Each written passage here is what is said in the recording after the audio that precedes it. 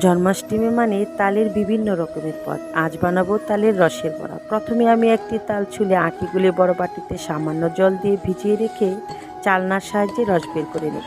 তালের রস বের করা হয়ে গেছে। এখন একটি বড় বাটিতে 2 কাপের মতো তালের রস, চাউলের গুঁড়া, সুজি, ময়দা, খেজুরের গুড় ও কোরানো নারকেল।